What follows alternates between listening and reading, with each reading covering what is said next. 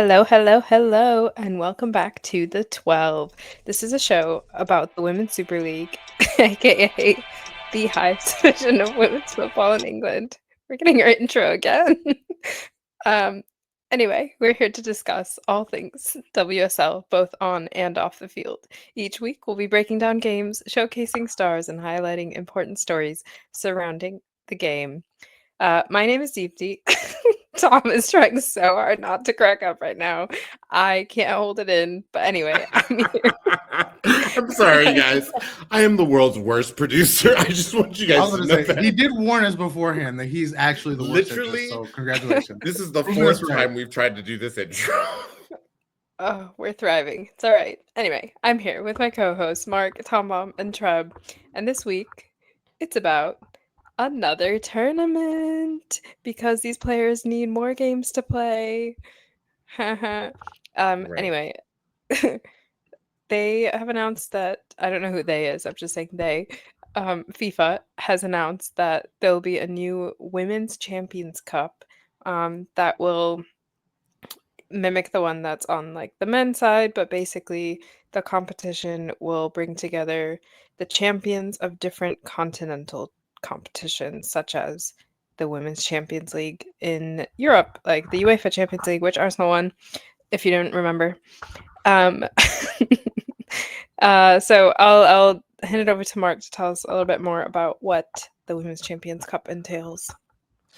Yep. So, as you said, DT, it involves the winners of the premier women's club competitions in each continental confederation, right? So, as you mentioned, there's the UEFA Women's Champions League. You have the CONCACAF Champions League, who are, I think, wait, no, they played. That's already completed. I think it's the CONCACAF W Champions Cup.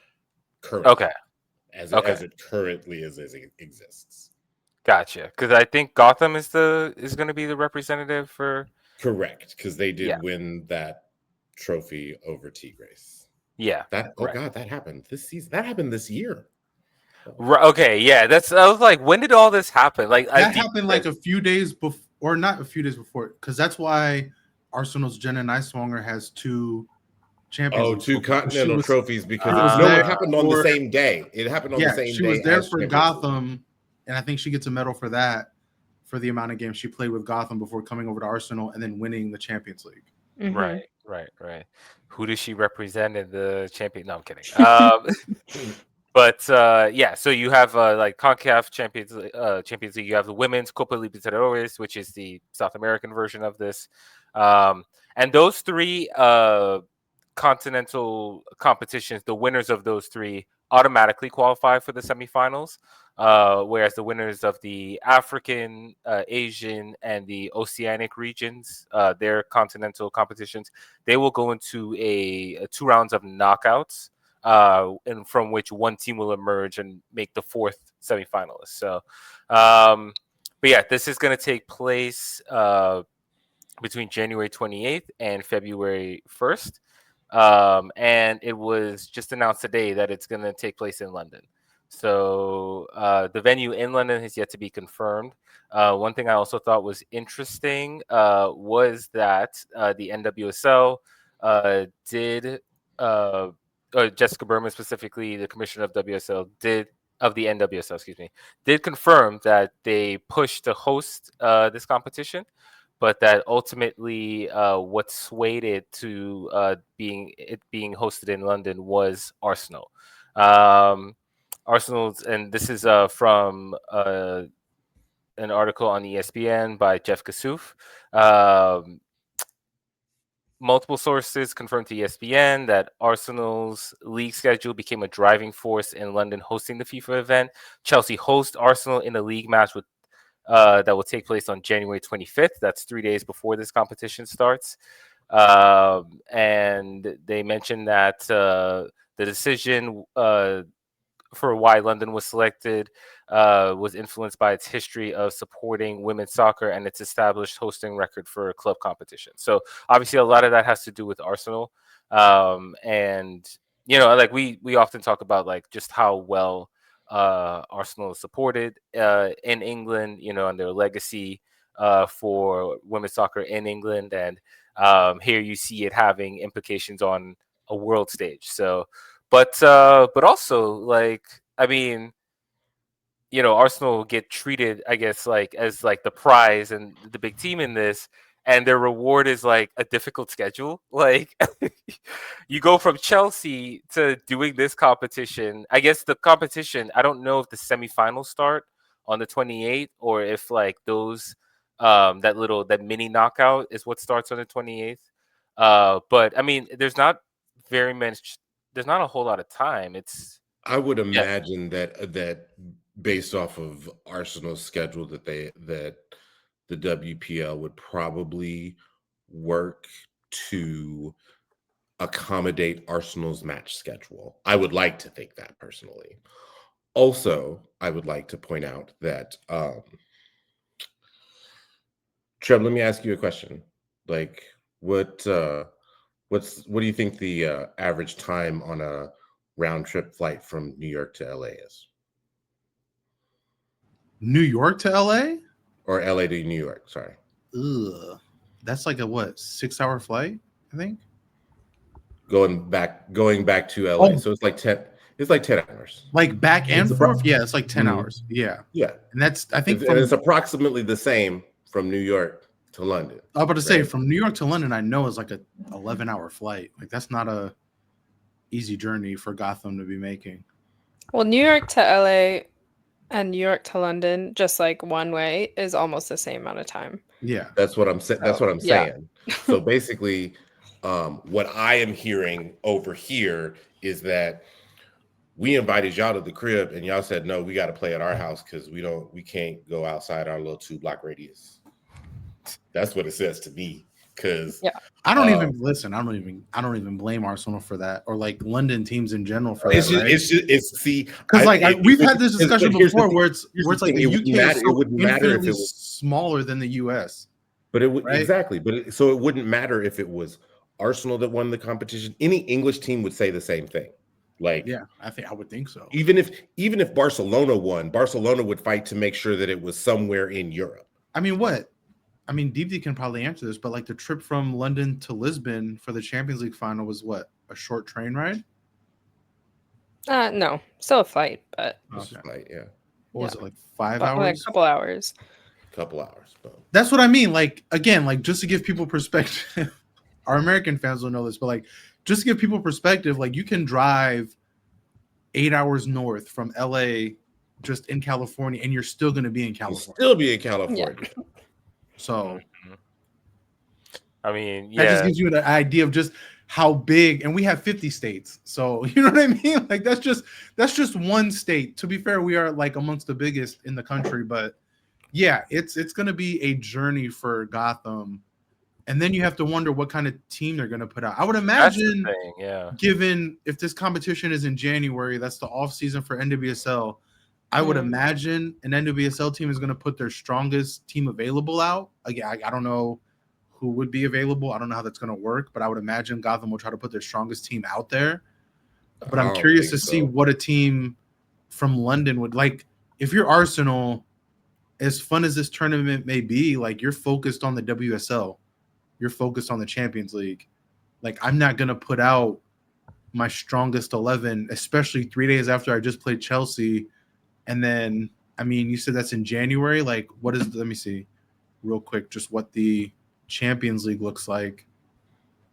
I think, luckily that'll be, okay, so the group stage will be done by then. And they'll be looking at, I mean, even more so, because if Arsenal finish top 4 of the group stage and they're looking at knockout rounds, like I'm not going to be risking my best players going into knockout rounds of a Champions League, to be fair, with all due respect. So, now that you guys are talking about it, the timing of it just feels weird all around, right? But then, like, what is a good time for this tournament? Like, there's a lot of games as is.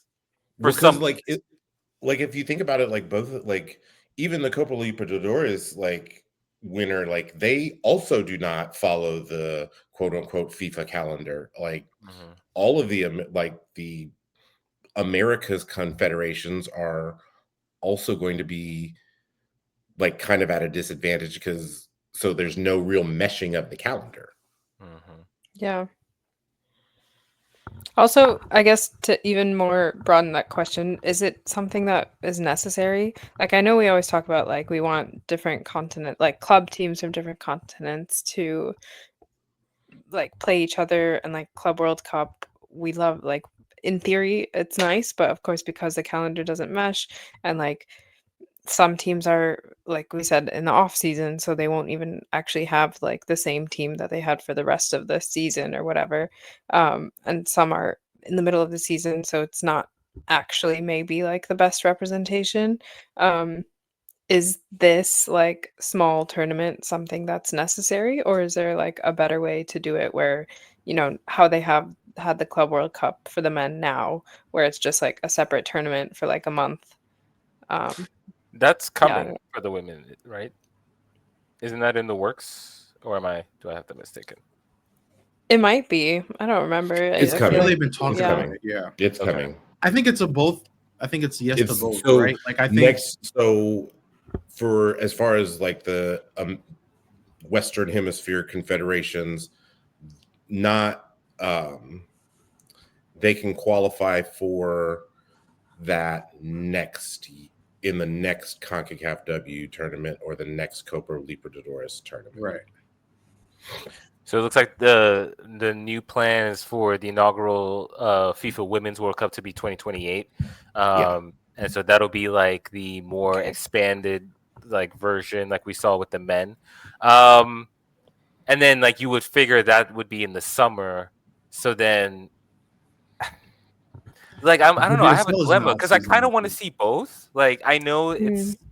it's hard with it's just a hard schedule and it's hard on the players, but it's also like there's certain players that are getting over and certain leagues and so forth where there's a lot of games and they're getting overplayed, and then there's other players who are hardly playing. And we see this in WSL, like in the middle of the season there are some teams, especially those still in the cup competitions, who like are playing every week, maybe have 2 games like in over the span of 4 days, and then there's other teams who don't play for like 2 weeks, and it's like just because of that's how the schedule breaks. Yeah. So I don't know.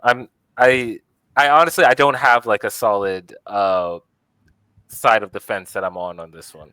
I mean, I think this tournament matters more for NWSL teams, as much as because like I know myself and Tom, we cover that league a lot, living here in the States. But like, as we saw with award voting, sometimes like I think it matters more for NWSL teams to I don't want to say prove themselves, but to face that European competition, right? Like on an individual level, if these players really want to be taken seriously for those European-based awards, like whether it's fair or right or whether we agree with it or not, they're going to have these kind of competitions, because as it stands, they're just going up against themselves, right? Like even though that league we know has a lot of parity outside of the CONCACAF tournament, which they go up against Liga MX teams, like they are only going up against themselves. They don't really have domestic cups where they're going against the lower league American professional soccer teams. They don't have, a Champions League where they're really going up against a broad spectrum of teams outside of where they're at. Like I said, they have the CONCACAF, but that's just CONCACAF. Like that's just one other league. That's Mexico. And any quote unquote tournaments that they are playing in are friendly tournaments where they are flying in teams like from different areas of the world, just so that, and mainly they're doing it so because they have a league mandated break. Also, like the coaches like don't necessarily love the fact that they have a league mandated break, so they want to make sure that they have a way to stay healthy, ease them back into league competition. I mean, we saw it this past summer where Arsenal came to America and they played the Washington Spirit and one other team. But like Chelsea even then, was here as well, and Chelsea was out here, and so it's like, but even then, it's hard to judge because you had the NWSL teams who were starting their season, and you had Chelsea and Arsenal who are in the preseason, and they're not gonna, again, you're not going to be motivated to play your strongest 11 when you're just getting ready for your year and you're just in your preseason. So it's hard to say like, oh, Washington drew with Arsenal, like they are on that level. Like we don't know because we haven't seen them go with their strongest 11 versus strongest 11. So, but I think a tournament like this is fun. Like as a fan perspective, I think a tournament like this is fun. I just wish we can find better times to do it, but this is also the difficulty you're going to get when a league as big as the NWSL is on a completely different calendar. Mm-hmm. You know, I mean, it's just you're never really going to find because you're either going to be playing when the WSL is in the off season, or you're going to be playing when NWSL is in the off season. And I think both of those come with different mindsets from their respective coaches. Yeah, I agree. I think too, and I'm sure we're going to wrap this up soon, but I think even like, obviously we want to see these teams play each other, right? Like that's mainly what we want as fans. But I think this kind of protracted nature of it, where it's like a small tournament or a short tournament in a short period of time, it almost feels unsatisfying. Like still, like I kind of want to see it like almost like the Champions League, where we just see various teams at various levels play each other over the course of the season, because that feels like the most fair way to kind of judge the levels of these teams against one another. Now, obviously, that'd be like really difficult if you're talking about flying across the Atlantic Ocean. Like, I'm not saying that's necessarily possible, but that's just like what I feel like as a fan is what I really want to see is like these teams actually play each other regularly. To see Real Madrid come to like San Diego, or to see something like that. Barcelona, in Florida, right, to play the Pride, like that would be amazing. But you're right. Or Urahara Reds, go to South Africa and play Mamelodi Sundowns, something like that. In a perfect world, that would exist. But like Mark said, like the travel.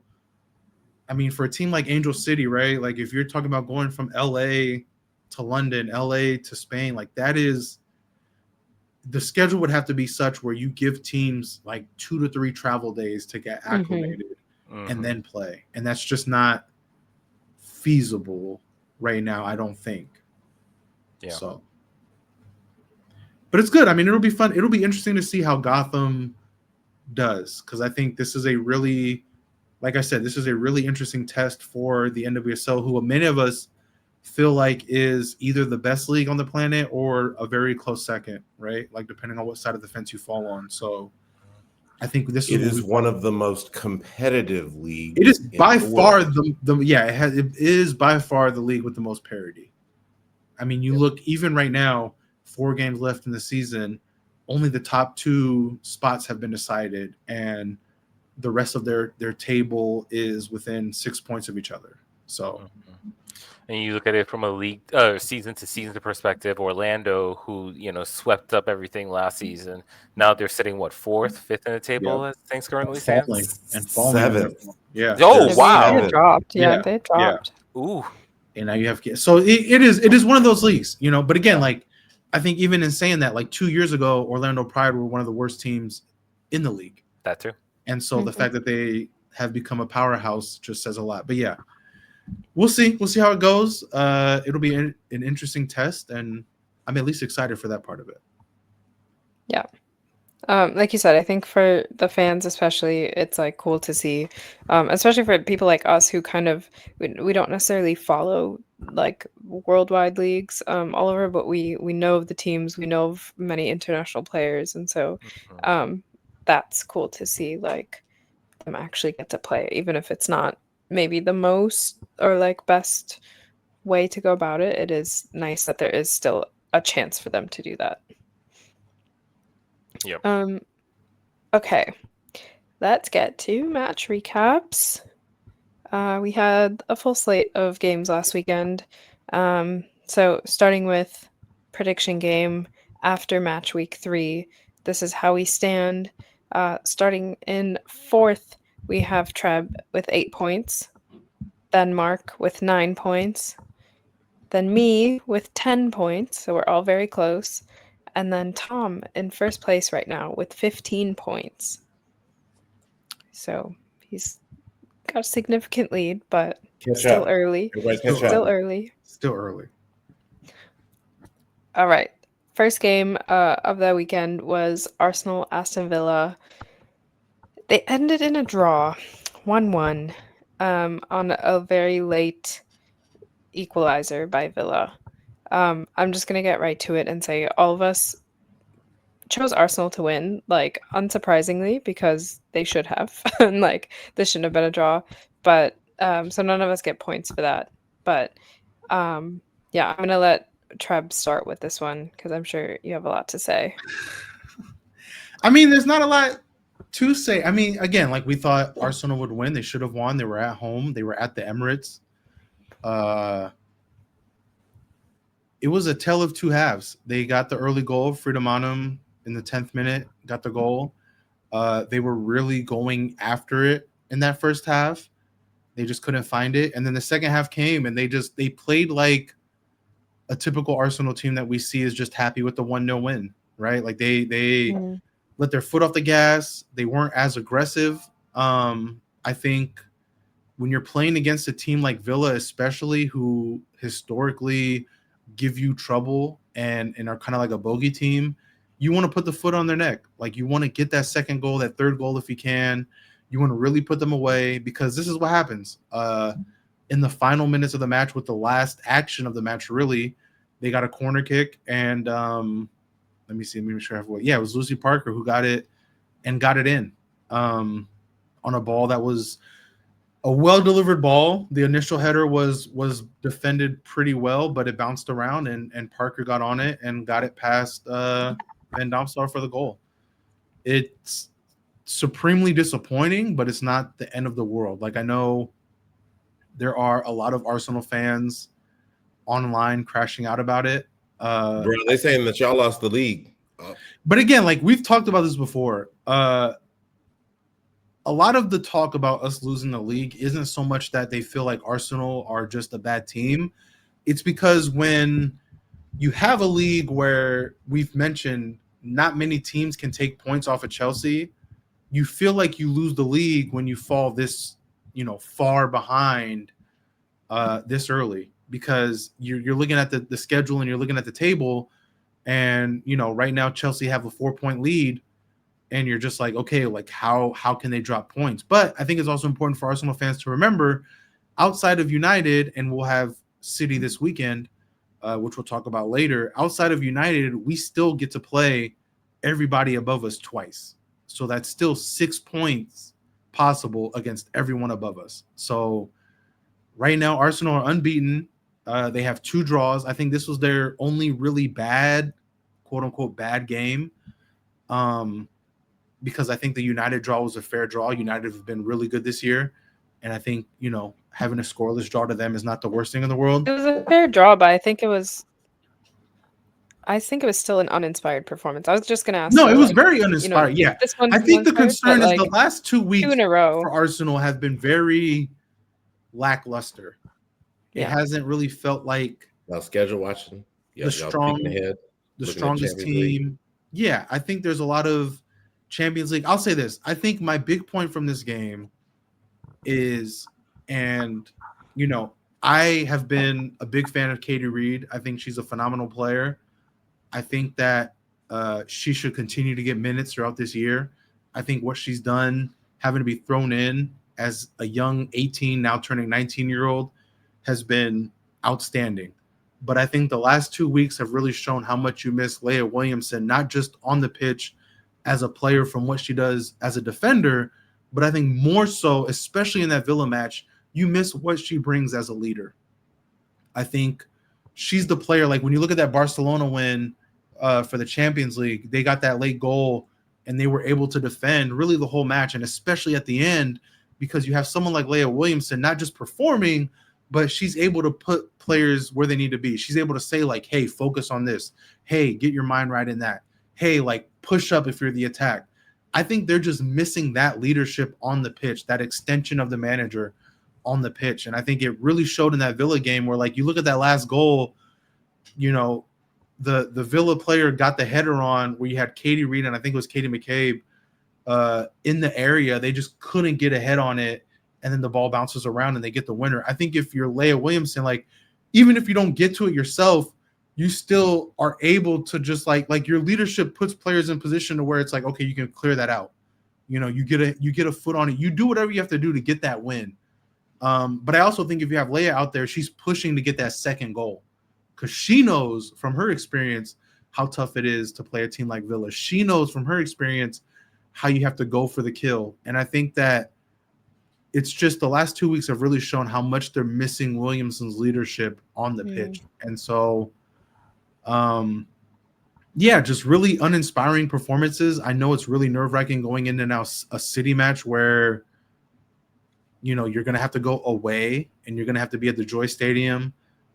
We got news earlier, I think it was just today actually, that Carolyn is going to be out for some time, so she won't be in the match.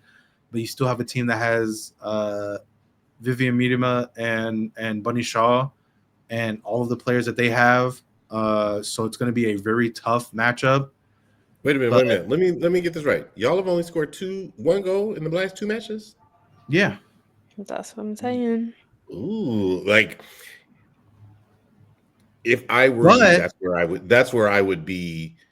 Right, but they've also only conceded 3, which is second behind United in terms of conceding goals. United have only conceded 1 goal and Arsenal have conceded 3. Or actually it's third because Chelsea have only conceded 2. So, you know, they're still a tough team to crack down defensively. Again, missing their best defender in Leia Williamson. So I think that's very important context to have. But where is Villa on that list though? Well, let me see. Since you want to bring it up, Villa have actually only conceded 4. Okay. So surprisingly, you know, it obviously West Ham have conceded the most with 14, but like, yeah. So 14. Yeah, they've conceded 14. Yeah. Kevin Hart damn moment. Damn. But yeah, I mean, like, just to wrap it up, like, I just think that yes, it was a disappointing draw, but it's kind of, you know, they conceded a goal at the end. You hate to see the mental lapse. But kudos to Villa for fighting to the end. They're a bogey team. I think if I told you before the match that Villa, if this match ends in a 1-1 draw, everyone isn't surprised. And I don't think it's that much of an issue, but I think it was just how it happened that has people feeling like, oh my God, the sky is falling. But I don't think it is. We're still unbeaten. We're still within fighting distance. If there's any team in the league that I feel like can beat Chelsea twice, it's us. We just got to get the offense going a little bit, and we'll see how we do against City. I'm going to bring up one more thing. And also to Tom's point, I think it's less that we've only scored 1 in the last 2 matches. And like, it's almost like we're not even trying to score more. Like what Treb said, we scored 1 and we seemed happy with just a 1-0 and sat back. So somehow in the last 2 weeks, we've like lost that tenacity. Games we were winning by like multiple goals. And so I don't know where that's gone. That needs to come back. And then number 2, can we quickly talk about, like, why do you think Renee has not played Jenna and, more like, importantly, KCC? Like, Kyrie Cross hasn't gotten any minutes this season.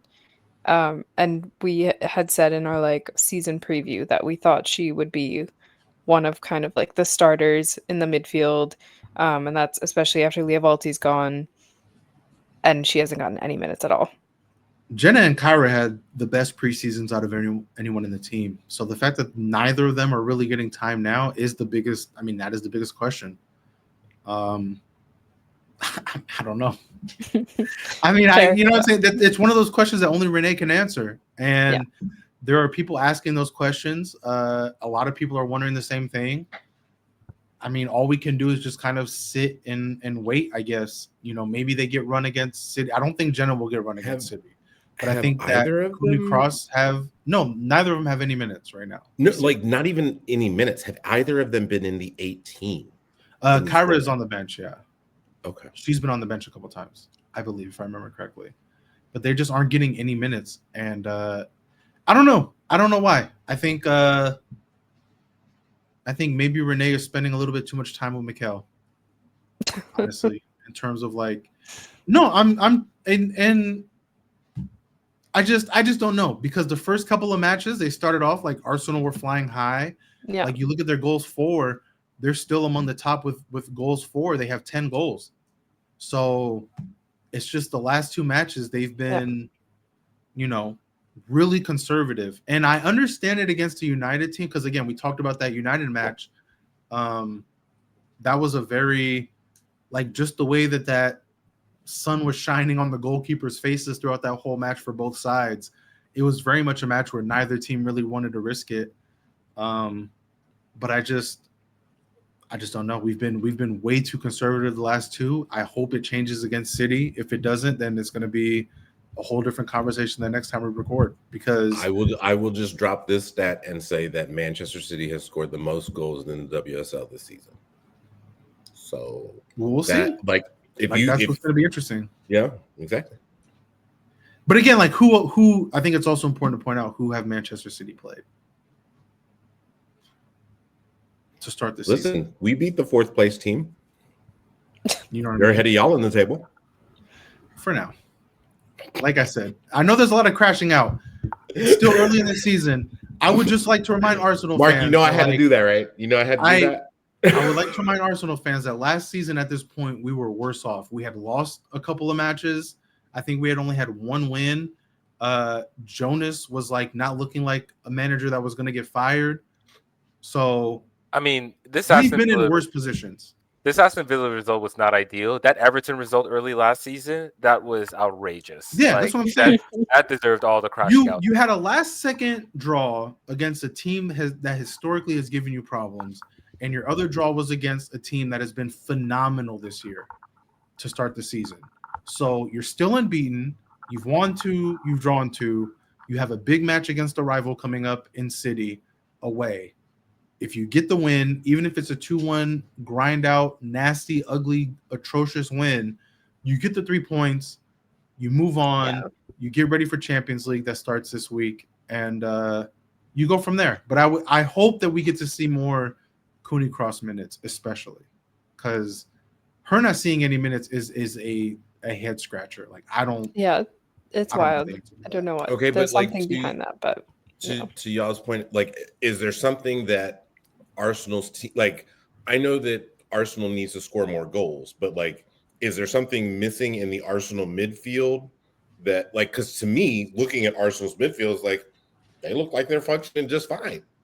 No, they are fine, but I think she's more of she creates chances as well, and she's one of those who's young, and she started at least towards the end of last season. I feel like she started taking more chances herself as well, or just created more. So it's one of those different dynamics where it's where they defensively they're good, or just structurally they're really sound, but we need someone who's a little bit more creative or willing to try something new. And again, I think Arsenal's big problem the last 2 matches has been the lack of Williamson. And again, it's not even so much just what she brings as a player defender on the pitch. It's her leadership. It's her ability to motivate the rest of the team to get their head out of their ass and say, hey, focus up, push forward. Let's get this shit done. Let's get out of here with a win. And I think that right now, Arsenal just don't have that extension of the manager on the pitch with her out. So I'm hoping she gets better soon, because again, we with the way WSL works, we don't know how long that injury is going to last. We don't know how long she's going to be out for. So yeah. All right. Let's move on. Next one, we'll talk about Brighton versus Everton. Brighton won 1-0. Treb, Tom, and I all called for a Brighton win. However, we expected Brighton to win by multiple goals, and they only won by 1. We also all thought Everton would score at least 1, but they have disappointed yet again and have just not been doing as we expected them to at the start of the season. Mark even went so far to say 2-2 draw, but unfortunately, so no points for him. But what do we think of Brighton Everton? Also, just want to preface, I unfortunately was not able to watch any highlights this week because it's been a long week. So the boys are going to be doing most of the talking when it comes to game recaps. But yeah, Brighton Everton. Ndozie, Michelle goal. We finally got an Adjumane goal. That was great to see. And it just proves my point. Like, this is why she's out on loan, because had she struggled with Arsenal in the first couple of weeks, she probably doesn't see the pitch. But, like, because she's with Brighton, she's going to start every match. She's going to play as much as she can. And she was able to get the goal off a deflection in the box, right place, right time, stabbing it home. It wasn't the prettiest of goals, but it was enough. Brighton get the win that I think they especially needed, because you look at Brighton right now, they've won. That was their second win of the season. They've drawn one, lost one. And I think they were just in a position where it was like they needed to get this 3 points, because they were on the borderline of like being disappointing the first 5 matches. Like, they just weren't winning matches we thought they would, and they were struggling a little bit in attack. So Michelle gets her goal. They get the clean 1-0 win. Everton, like Deepti mentioned, just continues to I know Liverpool, like, we look at Liverpool now and they are absolutely atrocious, but the way that Everton has scored two goals in their last 4 matches. Yeah, the way that Everton beat Liverpool, I thought Everton were going to be a lot better than they were. I was like, okay, like, that was a statement win against your rival, 4 goals past them. Yep. You look dominant the whole match, even though we know Liverpool are pretty bad right now. I thought, okay, that's what good teams do, right? Like, if Arsenal play Liverpool, I would expect a 4-0, 4-1 win. You know, if Chelsea play Liverpool, like, I expect that kind of win. And Everton just since then have not done anything. Literally nothing. They've lost their last three matches. And to teams they probably shouldn't be losing to. No. Yeah, exactly. Like, let me see. Let me make sure we have this right. So they've lost recently, the 1-0 to Brighton. There was a 2-1 loss to London City, who is a newly promoted team, and the 2-0 loss to Tottenham, who have been up and down so far to start this season. I think more than anything, that London City loss is the most egregious, in my opinion, because that is a newly promoted team. We've seen with some of these cup matches that even the worst WSL team against some of the better, WSL 2 teams is just night and day.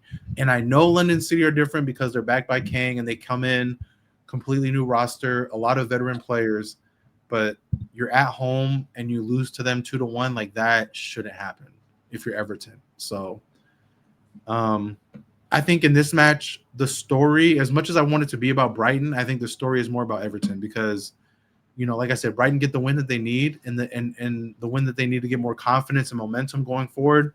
But for Everton, it's just like 3 losses in a row now. You're looking worse and worse each week. Where do you go from here? Because at least with Brighton, you look at their roster and they have players, like I said, Michelle Adjemaine, they have Rosa Kafaji, they have players that can make a difference. I look at Everton and it's a bit like we talked about last year, where it's like, okay, are they now a team that has to make moves in January to kind of keep themselves from having to deal with the playoffs? Mm-hmm. And last January they had a good window and it kind of had a boost afterwards. So maybe that's what they need again. I mean, hopefully they don't wait till like the boost comes even before and they start getting back to that. But yeah. And they have a lot more potential than what they're showing. Like, they have, just real quick, like, they are away to Leicester City, who's been pretty decent so far this year, as their next match. They are at home to Man United, who's been really good so far this year. They're away to Aston Villa, and then they're at home to Man City. So, like, that is a tough next few league games for them. Any other thoughts? They need Kelly Gago to, like, score goals. Yeah. That's really all that is. Yeah. Okay, moving on to Leicester versus Tottenham. Once again, Spurs got the win, 2-1 versus Leicester. Spurs said, put some respect on their name. They are 4th place in the table, ahead of their hated rival, Arsenal. Did you hear that, Trep? Trep's logged off. Tottenham is ahead of Arsenal. I just want to make sure that we know that. Yeah, keep on talking mad shit about He's this. gonna keep saying that. I know he's gonna be so pissed. I think my biggest takeaway is that we finally found out that other players besides Beth England can actually score for Tottenham. I think we said that was just not going to be a thing, and she wasn't even on the score sheet. Like, she came out after 65 minutes, and they still won pretty handily. Their first 2 goals in the first 21 minutes. Holt had another banger. I mean, she's, I guess, a little bit on a hot streak. I think, are we underestimating Spurs? All I know is this is what I do know, or at least this is my conspiracy theory. Put your conspiracy theory hats on, kids. Whoever the social media admin is at the WSL, they are 100% a Spurs fan. 1,000% a Spurs fan. They need to stop it. They need to stop it. It is obvious. An agenda is being pushed, people. And I say that because before they played City, they had conceded the fewest goals in the league. And WSL social media pushed that post across all their social media platforms. And then what happened to them that week? Okay, they shipped more goals than they had allowed all season. And after this match, WSL posted something about like, oh, are Tottenham the surprise team of the season? They're currently in 4th place ahead of Arsenal, having won 3 of their last 4 matches, which is true. They have won 3 of their 3, but I don't know. Like I already know from the Arsenal fans, like it's not going to be like, are you believing in them? So I'll ask Mark. Mark, do you believe in Spurs? Hell no. Who would do that? Believing in Spurs in this economy? No. I think because like they finished 11th last season. Like that was actually a really poor finish, and so I think they're reestablishing themselves as at least a mid-table team, at least a team that's better than certain other teams in this league, like Leicester. Like, the win over West Ham even. Are we sure about that? Are we sure that they're that much better than Leicester? I would like to think so. I mean, like Leicester is the WSL. Leicester looked devoid of talent. Like they did not look like they had. Yes, that's it. They didn't, like, outside of the goalkeeper, they didn't have anyone who plays at above average WSL level play. Mm-hmm. So, and I think that's going to be a big problem for them. Mm-hmm. I would even go as far as to say, I think of all the teams, Leicester need to avoid the playoff the most, because I think they could absolutely, we talked about this before, I think they could absolutely lose to a WSL 2 team. I think it's West Ham still. I think West Ham are still the team that needs to avoid the playoffs the most. But I think West Ham is talented enough to win one match. I think the issue with Leicester is they don't have the talent to do that. Yeah, because like at least you can point to like a Shakira Martinez for West Ham, for example, or a Vivian Asai. Okay. I'm gonna defend Leicester a little bit because, like, again, like I'm just looking at the schedule.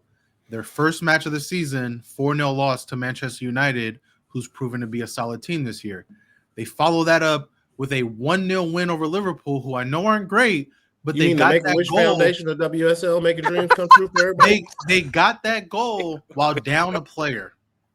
So they got that goal with 10 players via 11. Then they lose a 2-1 match against Tottenham, right? So, like, wait, are you putting that much stock in them? And then they lost 1-0 to Chelsea. They lost 1-0 to Chelsea. I'm just saying, like, outside of United, they have not been like a college football post pollster right now. I'm just Like saying, they have a I good think we're they being a have a little. good loss. I think we're being a little too hard on Leicester, who have had a very tough schedule given the level of team that they are. Because again, they've played United away, they played Liverpool at home, who they beat. They followed it up with Chelsea away, only losing 1-0, and then they played at home to Tottenham and lost 2-1.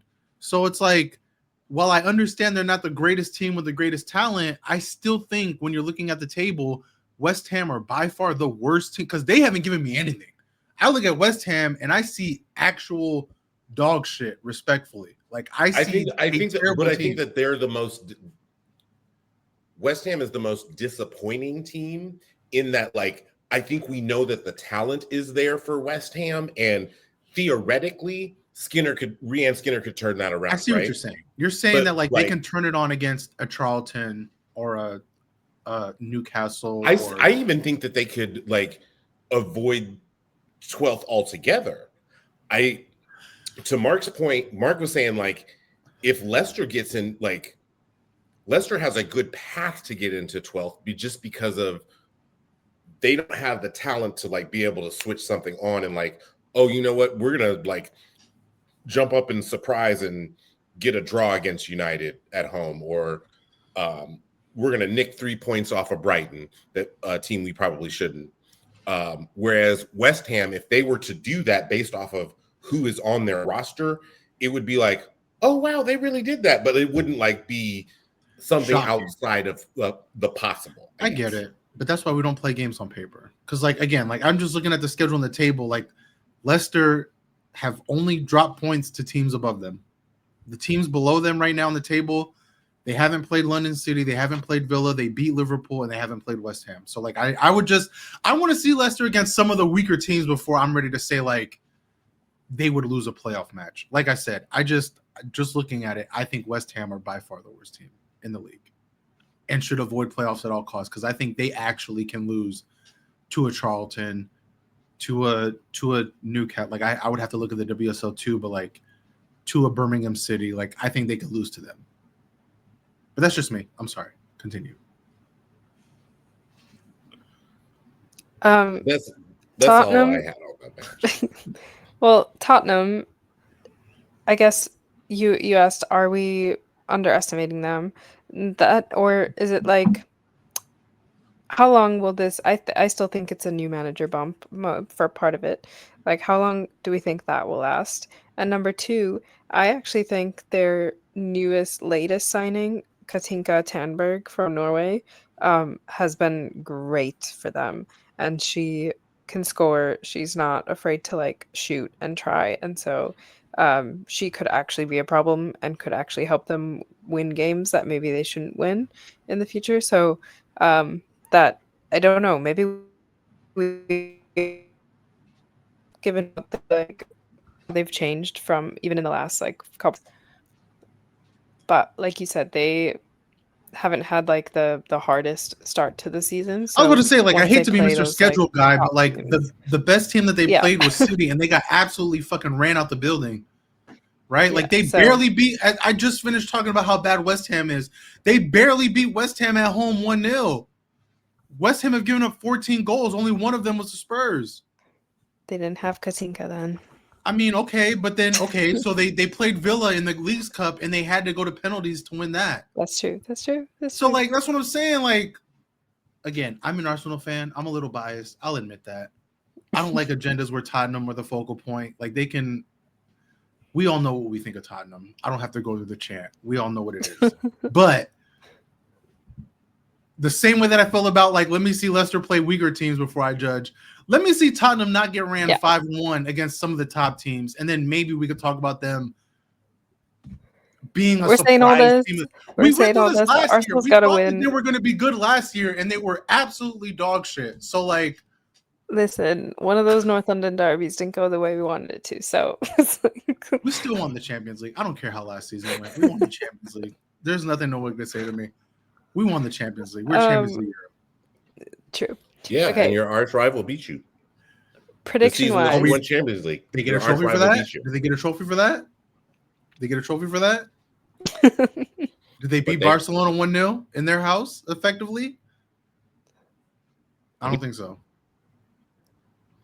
What's I mean, One- as a Michigan Predictions. fan, isn't that what you This- say to this- Ohio Hang- State hang fans? the banner. Like, isn't that what you say to okay. Ohio State fans? how we beat them the last 4 years? Yeah. Yeah, Mhm, all day, every mhm. day. But they won the trophy though. Fraudulent run. Make it make Fraudulent sense. run. Make it make sense.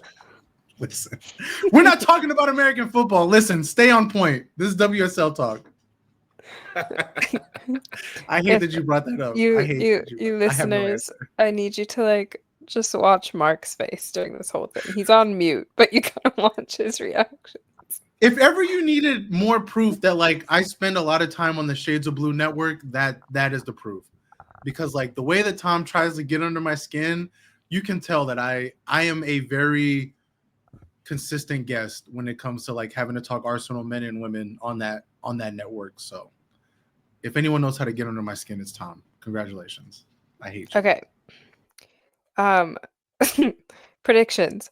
Trev had predicted a 1-1 draw, so no points for you. Tom also a draw, but 0-0, so no points. I predicted Spurs win, but 1-0. Oops. So 1 point for me, and then Mark predicted bang on 2-1 Spurs plus 2 points for Mark. Well done. Moving on. Man United, Liverpool. United got the win, 2-0. Again, another win, 3 points. We all predicted United win. None of the right score, but all correct in that it was a multi-goal win, so plus 1 point for all of us. Someone saying Miyazawa goal of the season? Yep. You gotta watch it. Like DP, I know. Like I'm serious. Like I almost want to like watch your face while you watch it because it's that good. And I say this as a City fan. Yeah. Should I pull it up right now? Yes. It and that goal came in the 4th minute, and it was actually I think it was kind of off a throw-in. There was Mhm. I know that they kind of moved the ball around a little bit, but yeah, United got started early. An absolutely gorgeous strike from Miyazawa. And like she brought her shooting boots today because she had another chance that I think was either saved or went off the post. It was kind of similar fashion of like her, running onto the ball from midfield, kind of that ball that comes across and, you kind of run onto it, strike it with momentum. I think that's like low key some of the most effective shots in the game, especially the women's game. So Can I just yeah. get my bias on real quick? Like I hate because like I feel like I'm so objective 99% of the time. That goal was great. That goal was great. But I think like don't forget the Olivia Smith goal to start the season. New team, first goal of the year. Like they are very similar in like the distance and the way that they're shot. I just want to say that. I'm not saying like Olivia Smith was by far better. I'm just saying let's not forget because it wasn't like Okay, when I put that in the doc, I will admit to being prisoner of the moment. no, yeah, that's all I'm saying. Again, I think that right now those are the two contenders for goal of the year for sure, 1,000%. And it was the kind of goal that made me make a noise. But I just want to remind people because I think sometimes we forget like match day 1, like Olivia Smith created the space too. It wasn't like passed in, like she created that space and let off a banger. I'm only saying. So continue, Mike. I'm just saying. Like I hate to be that guy. I feel like I'm objective a lot of the time. I just gotta like put the Arsenal flag up for that.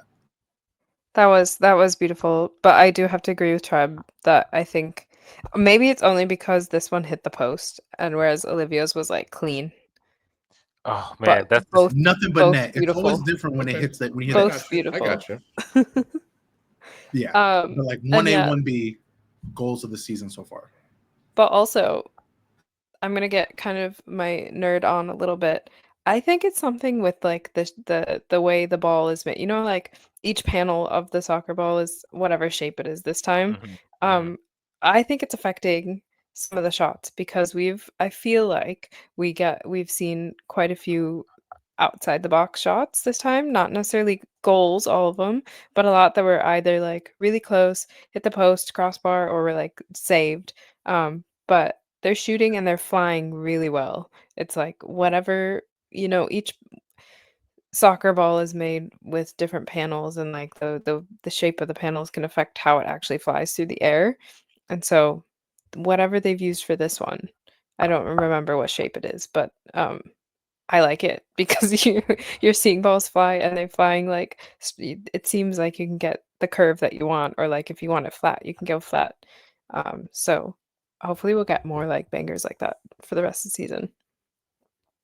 Yeah, for real. We'll talk about a certain free kick later on that I think would highlight what you're talking about, DT. But yeah, and so back to the match, United Liverpool. So they are up 1-0 after 4 minutes, and I think for United, in particular, with their tendency to kind of sit back as the match goes on, it's kind of like the perfect start for them, and they scored at what many would consider as the perfect time, right before halftime. Another nice link up with Elizabeth Turland, who's been doing a lot of scoring this season, assisting with Ella Toon scoring. And again, you had another midfielder crashing the box. Good run by Toon. It was more of like a tidy finish, but good move all around by United. And yeah, pretty much that was like pretty much a match. Like second half they kind of sat back, but you never really felt like Liverpool were going to score. And yeah, 2-0 ended up being the final score. And Allen did have one fire save though. Like that save, like Liverpool did have one chance, and the eraser that Fallon Joyce is. Yeah, she was like, nope, not today. Yeah, I said it before. She negates probably 2 to 3 goals a match, which to have for any team is, I mean, I don't know. Like I'm a defense, like I love defense in my core. To have a goalkeeper, like I've said this before, there are good goalkeepers, there are great goalkeepers, and then there are goalkeepers that can win you a match. And I think that Fallon Joyce is in that third category where like she can save 2 to 3 to 4 goals a match and help you win it, period. And I think that is, I mean, that's irreplaceable in my mind. So like United really, and again, like as someone who's followed the NWSL for years, this isn't a surprise because she was doing a lot of this coming up with Seattle. But like, just to have that, like that is scouting perfection. When you can be like, that's the player we need, and she has settled in so well to the WSL and to United, and they better thank whoever they believe in that they have her, because if they didn't, they would definitely lose a lot more than they win. Because that defense isn't great. I think, I think that like she's a key part of Skinner's strategy. And I mean, like you could even argue that going from Earps to Tillis Joyce, like really actually moved United, like up a notch. You know what I mean? Like that last season with Earps in goal, they finished 5th. And it was controversial at the time, but I don't think, obviously a lot's happened since then, but certainly I don't think anyone's missing Earps now, right? And you just see the value in having a goalkeeper like that, right? Like it's some, there's the people who would say like a goalkeeper is worth X amount of points. You could even, and now with the proliferation of XG and all that, there's even like goals prevented and so forth. But I think when you just watch these games, right, I'm a big believer in like the state of the match, right? Like at certain points, like what the score is, how much time's left, and so forth. And so, yeah, that second half when they were up 2-0, like Tillis Joyce did have to make a couple saves. And I think also there's a lot of saves that certain goalkeepers make look easy that actually a lot of goalkeepers might like spill it, for example, instead of holding on to it and stuff like that. And that's what you get from Tillis Joyce, is like that security that like, yeah, we can absorb some pressure because we have one of the top goalkeepers.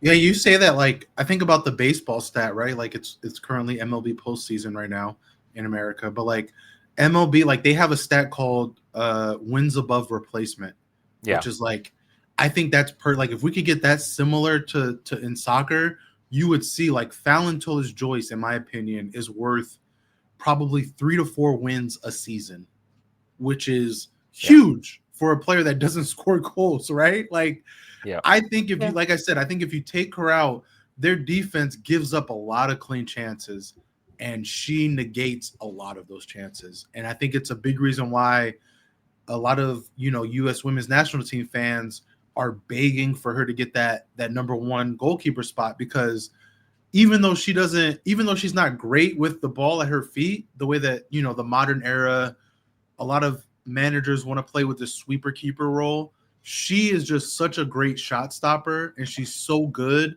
at using not only her height but her length. Like, she is a true octopus in front of goal. Like, she just has these long arms. She has a quick reaction time. Like, yeah, I think, like I said it when we played United, like that is the hardest thing to get past when you're, a team that isn't really prolific in scoring. It's getting past a goalkeeper like that. And I can't wait to see how she does this weekend against Chelsea, because that's going to be a real test, because Chelsea are prolific in front of goal. So well played with the octopus comment, as she is a marine biologist. Well, that's it, and that's why a lot of people say it. I feel like I've said it for several years. Like, even when she was with Seattle, like, she just, the way that I've always described the way that she plays is like, she reminds me of like a Kevin Durant. Like, she's just a very long player. If that, if people out there understand what that means, like, she just is very long arms, long legs. Like, she uses it to her advantage. Like, she just takes up so much space in the goal, and then you add to it her reaction time. Like, I don't know. To me, in my opinion, she is definitely the best keeper in the WSL. And I say that as someone who loves Van Domselaar, but like, she is, like, if you're any team in the world, like, to have a player like Fallon Torres-Joyce, like, that is massive. Mm-hmm. Cool. Then we had the other Manchester team, Man City versus London City, the City Derby, if we can call it that. Man City won 4-1. Kind of thrashed London City, and we all predicted a City win. Tom, Mark, and I got the score wrong, but Treb nailed it with 4-1, so +2 to him. I would like to add that I did call a bunny brace. That happened. I don't care. I did call We're not going to set Paris this goal. That happened. I think I should at least get a 3/4 of a point for knowing that shit. You can get a cookie and a congratulations. I will wait for my cookie delivery from Insomnia Cookies. I'll see you in November. You know where to find me in November. We'll see you in November. I'll get you a cookie. It's all good. Like, I feel like we can't keep adding these rules. It's going to become like, sports betting, where you're like, okay, if I get this and this and this, I'll get 1 extra point. Or like prediction parlays. That's my parlay. Prediction parlays. There you go. Yeah. Maybe next season we'll start prediction parlays. Man City does not have any healthy wingers, and so when I woke up the morning of the match, it was very early. So I just literally turned the television on at 5 till the match started. I didn't look at the lineup, but then I see Grace Clinton on the wing, and I immediately became incensed with Not Seb Hines. I was like, why would Not Seb Hines do this to me and put Grace Clinton out on the wing? I don't understand. Where's Carolyn? Where's Iman Benet? What are we doing here? I don't understand it. And then I looked through the lineup. I was like, oh, neither one of them are there. I was like, and who knew? Because they didn't announce the injury. Not Seb Hines didn't talk anything about it at all. So Not Seb Hines gave me no information so that I could not be mad at him. So I was just mad at Not Seb Hines. That's just what it was. And then Grace Clinton had that run from her end, her defensive end, into the offensive end. She had Kosovo Asllani trying to take the most professional of professional fouls possible.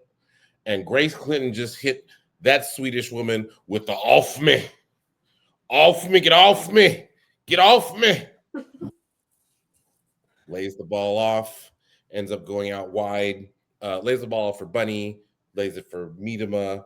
Miedema passes it to Fujino, out to Kasparai. And all of a sudden, no one tracked Viv Miedema in the box. Like, and I think that's partially like the gravity of Bunny Shaw. Like, you have two defenders on her at all times, but it just seemed real weird to have Viv Miedema alone in the box.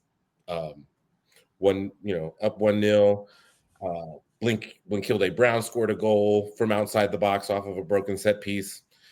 And then Nikita Paris scored. And Nikita Paris is a mercenary, dog. Like, I don't know what else to call her. Like, what NWSL or what WSL team has she not played for at this point? Because it feels like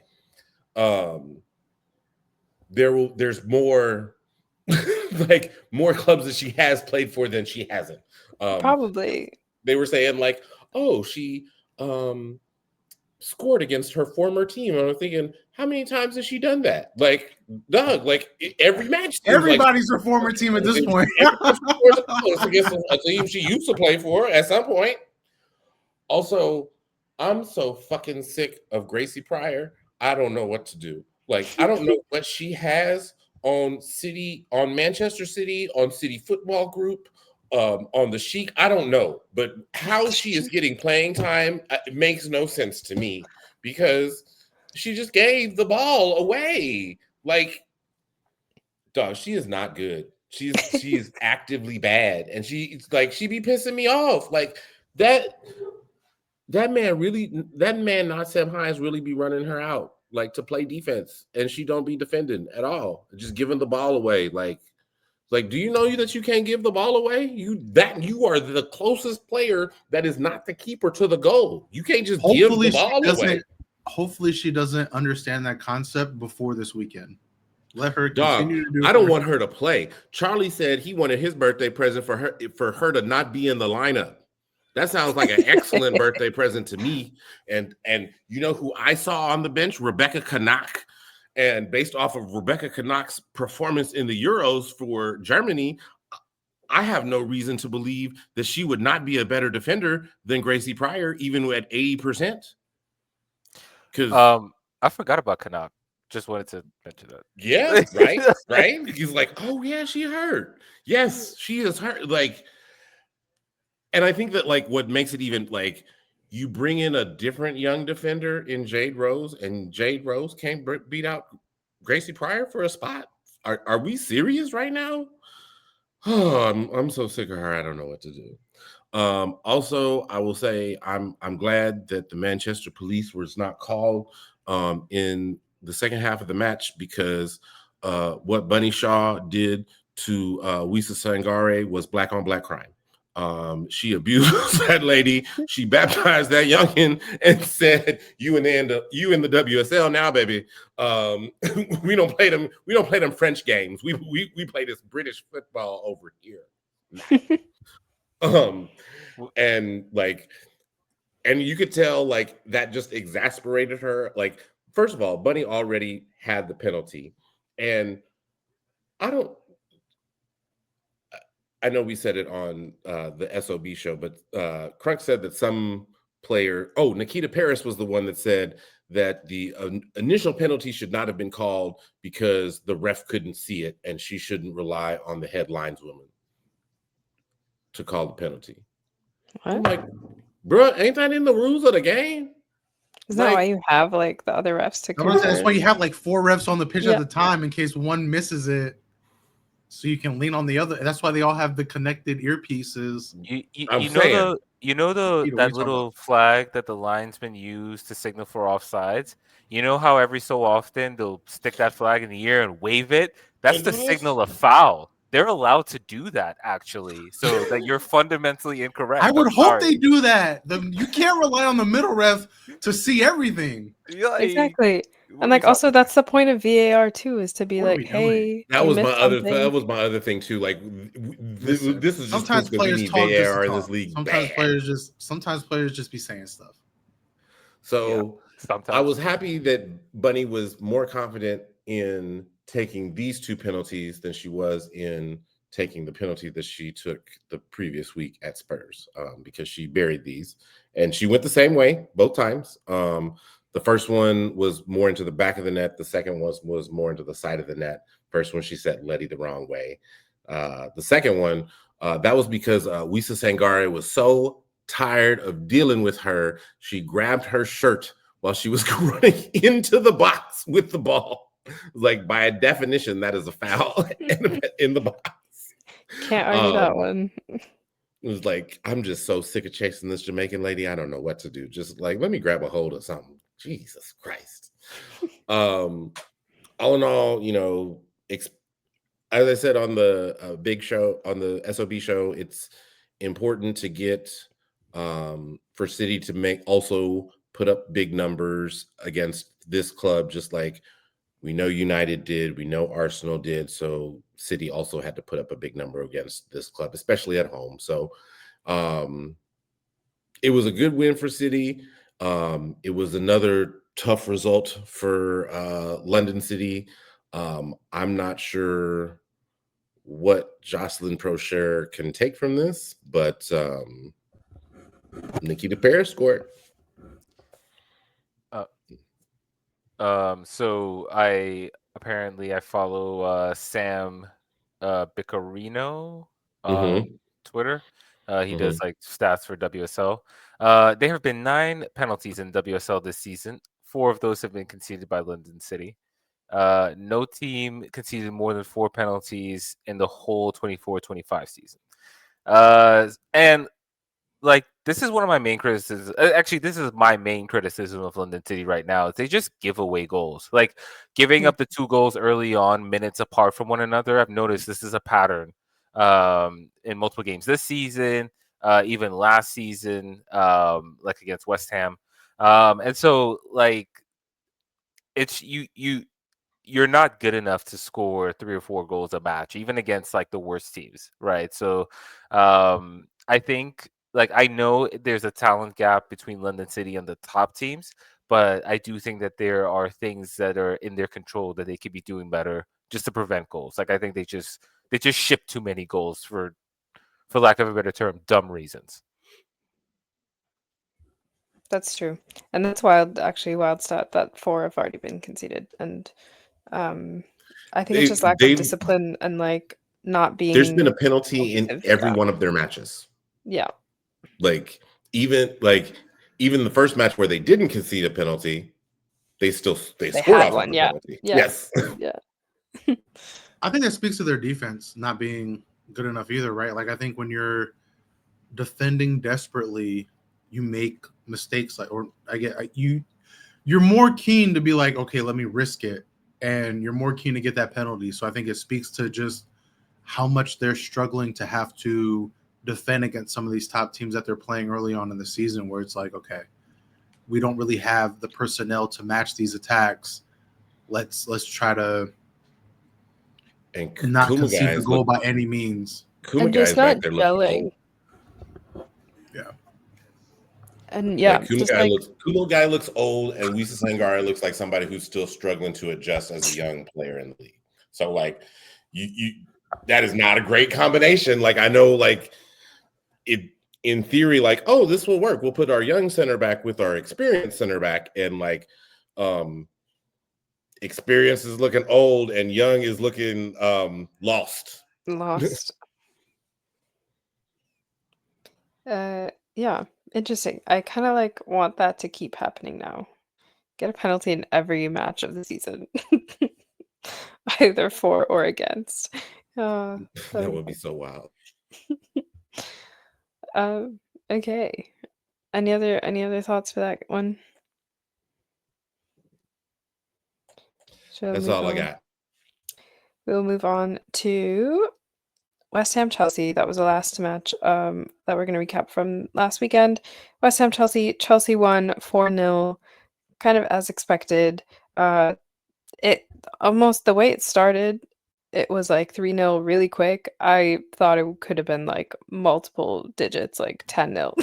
I thought we were gonna actually get the Tom scoreline of 7-0 or Yeah, whatever. Like I literally thought that at was one actually point. gonna happen. I was like, holy shit, ain't no way. But Aggie Beaver Jones, she has scored in all 4 matches to start the season, and yeah, she had an incredible free kick, and she's been great lately, and I think this is like starting or continuing from the end of last season into the start of this season. She's been kind of on fire. Yeah, and so first of all, last season, I mean, if I asked the question, I'd probably give it away. But did you know that Beaver Jones was actually Chelsea's leading goal scorer last season? Because I actually did not realize that until like after the season ended and was looking over stats. Like, oh, but you know, at the beginning of the last season, I think she was definitely more breaking into the team and just playing when certain players went down, right? So like Lauren James, or um, if one of the wingers went down, or I don't know if she played any center forward early on last season, but like she ended up getting a lot of playing time, and then she actually just was playing better. Like, with that playing time, she improved, she got more comfortable, and she always showed like a goal scoring prowess. Well, she's been playing center forward this season, and like I think I mentioned this last week, but I kind of think this is probably her best position. Um, and I mean, like she's Doesn't just that create another log jam at the position though? it does and it doesn't, right? Because like right now you have Sam Kerr who's still coming back slowly. You have Myra hurt, right? And Myra's hurt until Mhm. 2026 at least. So it's like, actually, you should just keep playing Beaver Jones right now. I mean, like, because why not, right? And then like, you cross that bridge when you get to it. But yeah, I just like I mean, like that free kick, for example, I know that I forget against who, I think it was against Barcelona. I think it was early in the first leg where Beaver Jones had a free kick that actually like tested the goalkeeper. And I remember being like, oh, I didn't know you could do that. Yeah. And then she has this free kick, which was even better. Like it was just, like everything you were talking about before, DT, with the ball and the way the Mhm. flight in the air and all that. Like it almost like, there wasn't a full curve, but it was like the way the ball flew, it was like the goalkeeper never had a chance. Mhm. Like it was just the way it swerved, like it was almost like it was controlled away from the goalkeeper. But yeah, it was a great way to start the game. And then let's see, we had Canarit scoring in the 12th minute. I think it was halftime. Who actually? Let me look this up. Who assisted on that? I think it was Captain. Okay, yeah. Captain dribbling down the left. She kind of gets by 2 defenders. I don't think that should happen. And then the ball across should never get to Canarid. Like there are 2 West Ham defenders at least that could have, like, if they just were not watching, they could have easily intercepted that. But Canarid gets the goal. Cuthbert scored a banger of her own. That ball definitely had some swerve to it. And it was 3-0 within 15 minutes. And then in the 23rd minute, West Ham went down a player when Enes Bellamu lost her damn mind and pulled a Kayla Fisher. Decided to explain that comment, decided to grab Alyssa Thompson's hair. This was, by the way, Alyssa Thompson's first start in the WSL. And welcome to England, I guess, Alyssa. Not even welcome to England. I know she was like, I will note, it was her first start as a wing back. I know Alyssa was mad. Like, I left the NWSL having experienced hair pulling. Yeah. Watching Kayla Fisher do it. And now I'm in the WSL and it's being done to me. Like, ain't no fucking way. Ain't no it was like way. It was in like she was in her own half. Like there was no gain to be made by, I mean, obviously there's no gain to be made by pulling someone's hair, but like even that challenge there was just weird.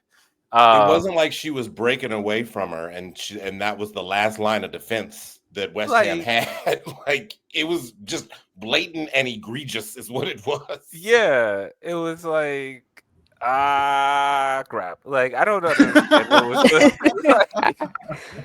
like, Did I she don't know try what to was play it off that she didn't do it? Because I can't remember what was the one game where there was No, like she definitely knew she did that shit. she okay. No, there was that one like blatant hair pull. Like it wasn't even close to not being hair pull. And the player was like, "No, I just grabbed her like shirt or like it I wasn't just blah grabbed blah." her shirt. I just horse Yeah, and you collared. could just see the like if when you show the replay, there's no she's not even close to the shirt. It's like all hair or whatever. So yeah. At that point just own it. Just be like, yeah. Desperation. That's what that was. Yeah. But yeah, so she goes off in the 23rd minute. By the way, the broadcast, we always got to talk about the broadcast at least once on our podcast. But yeah, they didn't really pick up on the red card because like they showed the player walking off kind of, but it wasn't clear that she was walking off the field. And they did not indicate that a red card had been shown until like literally 10 or 15 minutes later.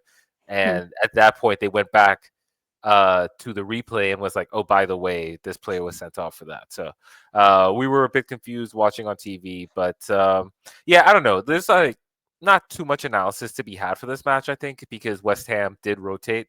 They had that League Cup match midweek, and it definitely seems like they prioritized that match and kind of accepted their fate against Chelsea.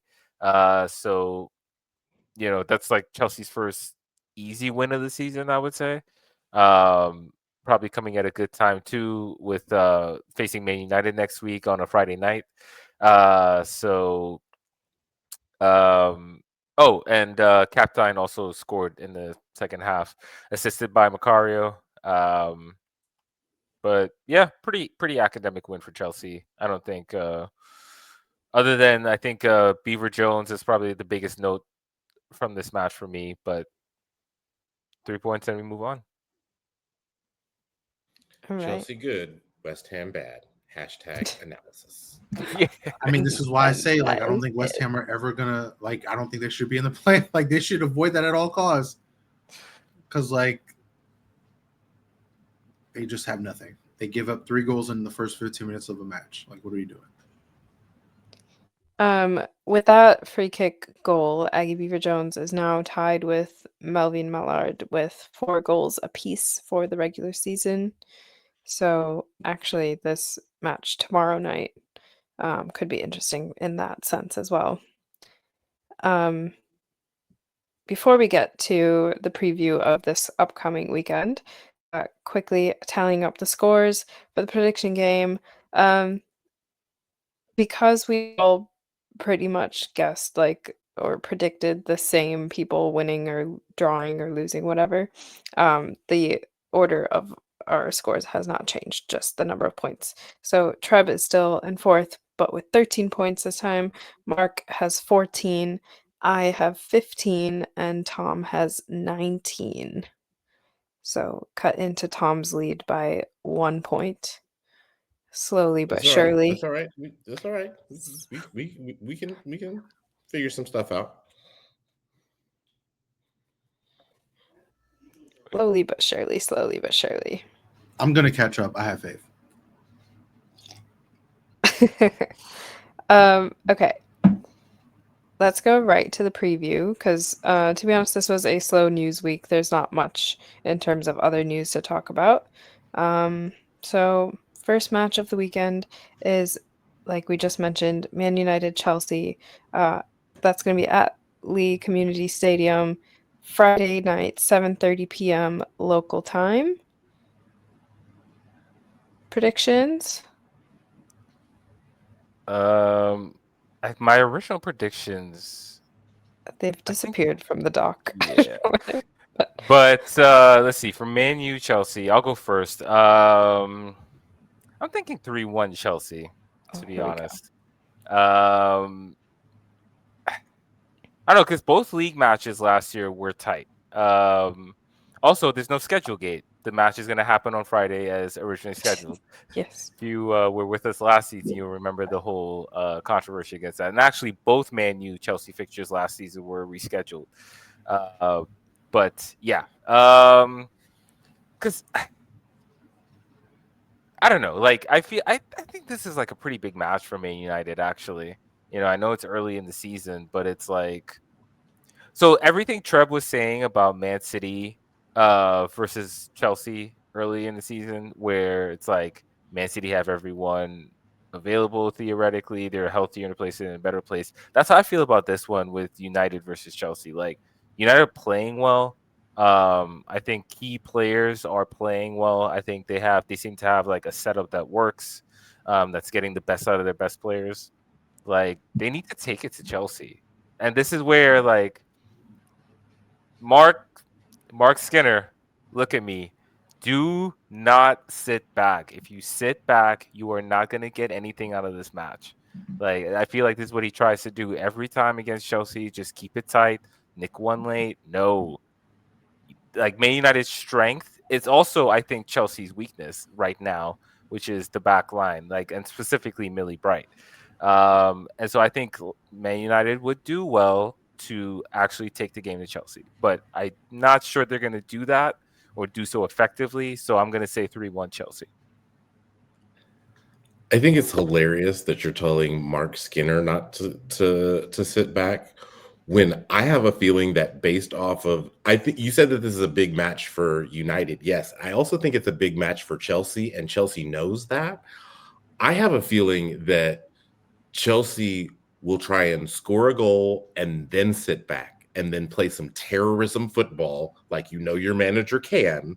And so because they have Champions League coming up, like that's their right. Like, let's not forget, Chelsea's focus is the Champions League. Period. So I have a feeling that what's going to end up happening is that Aggie Beaver Jones will score in the first 15 minutes, and then there will not be another goal in this match. Like, it'll just be 0-1 to Chelsea, and Chelsea just gets a smash and grab and gets out, because that's really all they want to have happen. And I think that Sonia will find a way to engineer that to happening. If Bon Pastor listened to this podcast, she would be cackling, I think, about what you just said, because I think she would love that. I think she would love nothing more. She would love nothing more than that exact game state. Yeah, that is her ideal game state. Yeah, that is football, according to Sonia Bon Pastor. No, I absolutely agree that I think, that they would try to approach that match. I actually think that I suspect Chelsea will get some chances on the break, which is why. So you think it's going to be 1-0 Chelsea then, Tom? That's your prediction? Yes, I do. Crazy. What do I have? I just wanted to double check to make sure I know what I have. I think I have 2-1 Chelsea, right? Yeah. Yeah, that's what I have. I think Tom's not wrong. I think Chelsea have both eyes on the Champions League, not just one eye.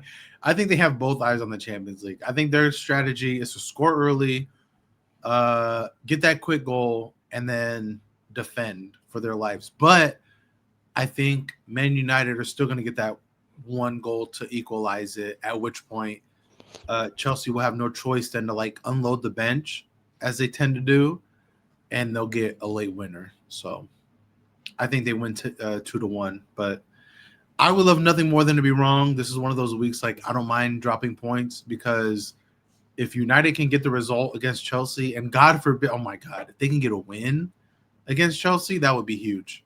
I think that would go a long way in quelling the crash outs from Arsenal fans. To know that there's another team out there that can get points off of this Chelsea side. Yeah. So Chelsea is one of those teams where, it seems like they never lose, or they always at the very least draw. They hardly ever drop points. But that's why I'm going with United winning.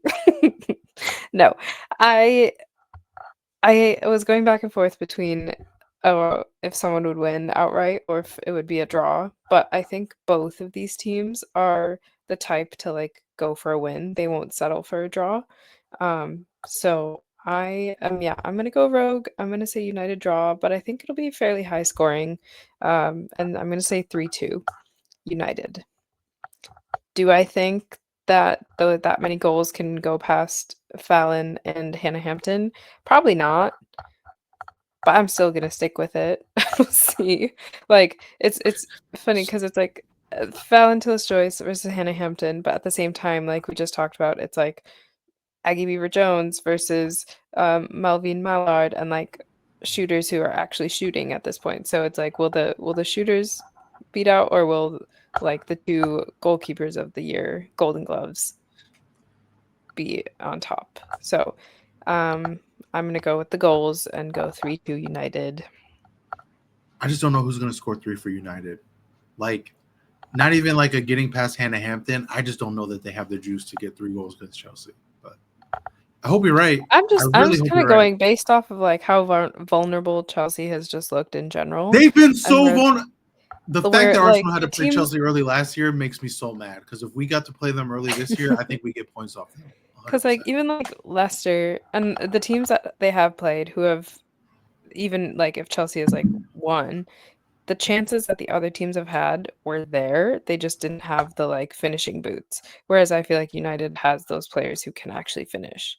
So we'll see. Then we have Man City Arsenal at Joy Stadium Saturday at 12 p.m. local time. Mark, we'll start with you. Mark and I, we have the same prediction, so you can go ahead. Yeah, I my prediction is 2-2, but I honestly just don't know what to make of this match. Right? Like I'm not that I'm freaking out about Arsenal or anything, but I think the last couple matches, like we haven't seen the same. Like it's been 1 goal in 2 matches, right? Like we just haven't seen the same attacking prowess. And then for City, it's more like I'm not ready to fully trust them yet. So, Dog, I don't trust man. I don't trust not Seb Hines either. I don't blame you.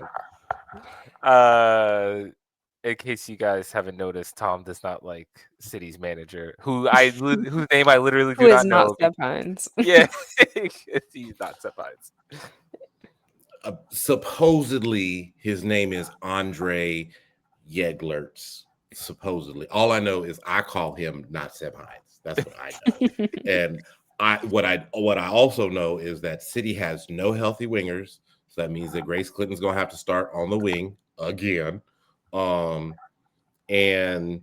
I don't know if you can do that against a team like Arsenal. And I have a feeling that Chloe Kelly's going to come back into the Joy and probably like score a banger, and then it's probably going to just be a whole bunch of Chloe chances. Kelly's return.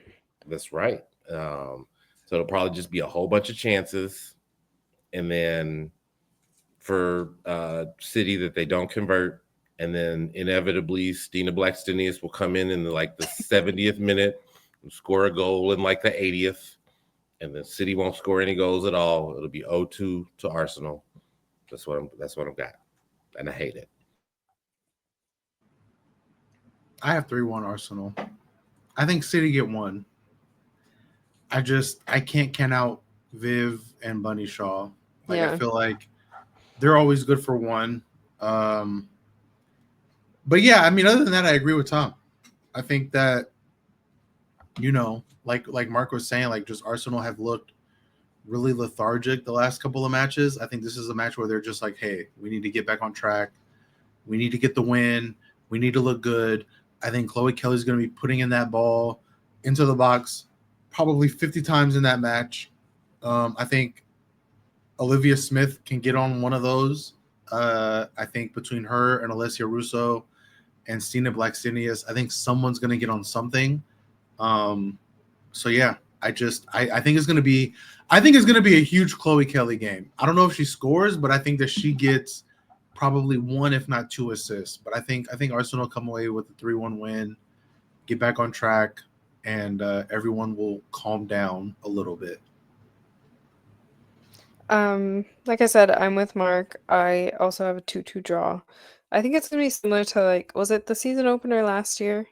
Last season where it was also 2-2 and a good game, a good match overall. But I want to be cautiously optimistic. I am a little bit more what's I don't know what the right word, not freaking out, but a little more disappointed in Arsenal than I think Trev is in terms of do I think they can turn it around immediately right now? But at the same time, Arsenal's one of those teams that plays to the level of their opponents. So if City comes out really strong like they did against London City, then Arsenal can match that. And so I think, yeah, especially because we're like away at City, I think it'll be a draw.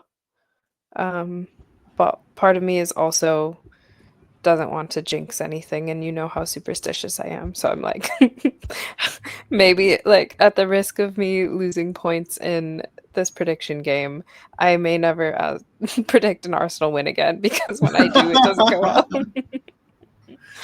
I think more than anything, this is definitely going to be a big test for Katie Reed because again, like you're missing Leia Williamson, you have Bunny Shaw and Viv Miedema coming in, like you are the 19-year-old phenom, like you need to play smart because it'll be very easy for them to draw a penalty and use that veteran expertise against you. So I think like for Katie Reed, she just got to stay within herself and have a lot of faith in the players around her and just rely a lot more on like Katie McCabe, and most likely it'll be Steph Catley partnering with her right up the center. But yeah, I think it's going to be a really big game for her to shut down two very potent attackers. So, but I think she gets it done. Like she's had a phenomenal season all year. Okay. Then Sunday matches, we've got Leicester City versus Everton at King Power Stadium, Sunday, 11:55 a.m. local time. I've got a 1-1 draw. This one is tricky because both teams, like we've talked about extensively, are towards the bottom of the table. They, I don't know, still don't really know how to feel about them this season because Everton, like we said, hasn't performed as well as I thought they would have. Leicester's maybe a bit not overperformed, but performed a little bit better. However, they don't really have like the players to continue that. I almost wanted to go 0-0, but I want to be again optimistic about having goals scored, so I'll say 1-1 draw. I know I said that Leicester is devoid of WSL talent, but until proven otherwise, Everton cannot win anywhere but Anfield, apparently. So, and this match is at the King Power. So I have Leicester 2-1. I'm the same. I'm rocking with Tom. I think it's a 2-1 Leicester win. That's all I got to say. There's nothing more to that. I just don't believe in Everton right now. I guess I'm going against the grain. I have not sold my Everton stocks as yet. I just think they're a better team on paper. Like if they don't win this match, then I'll be right there with y'all. This is where I catch up right here. This match right here. Okay, next London City versus Liverpool at Copper Jacks Community Stadium, also Sunday, 11:55 a.m. local time. What do we got, Trev? I have a 3-1 London City win is what I have. Well, we all have London City wins, it looks like. I think this is definitely a match where London Liverpool City have a chance to the like Make-A-Wish Foundation of the WSL. They're out here making dreams come true. Listen, we and they're about to make London City. Like we talk about not believing in Everton. I absolutely do not believe in the. Yeah, all the Liverpool stocks are gone. Yeah, those things are plummeting fast. If you have not sold, you might as well hold because they're worth nothing. Gareth Taylor right is y'all's manager. It's not getting any better. What more is left to say? Gareth Taylor is the manager. It's not getting any better. I have 3-1 London City win. I think Aslani gets a brace. I think they just, yeah. Liverpool out here just giving up stats.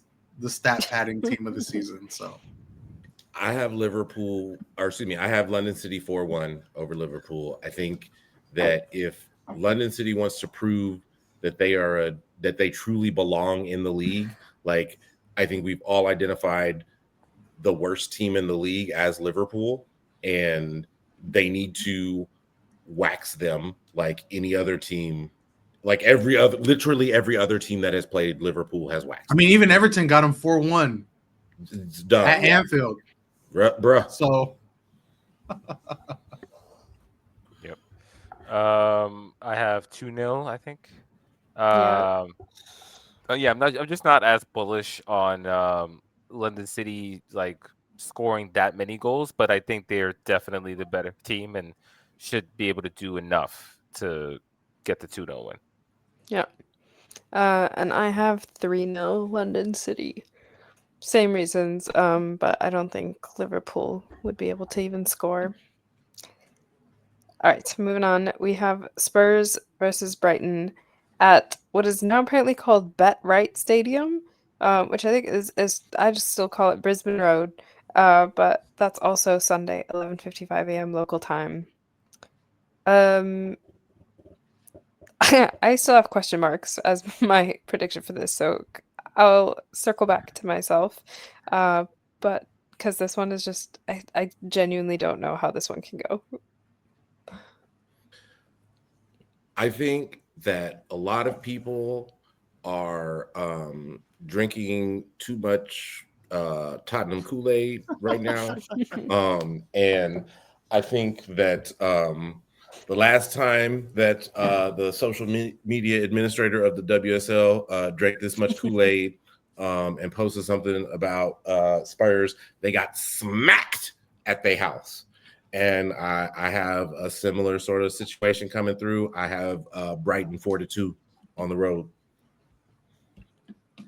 Okay. I have Brighton 2-1, simple win. I don't think Brighton hasn't showed me anything that they can like overrun an opponent, but I do think they have enough.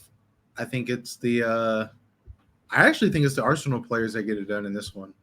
I think we see a Rosa Kafaji goal, and I think we see Michelle Adjemain make it 2 in 2 games, and nice professional 2-1 win over Tottenham. And the agenda gets killed for once and for all.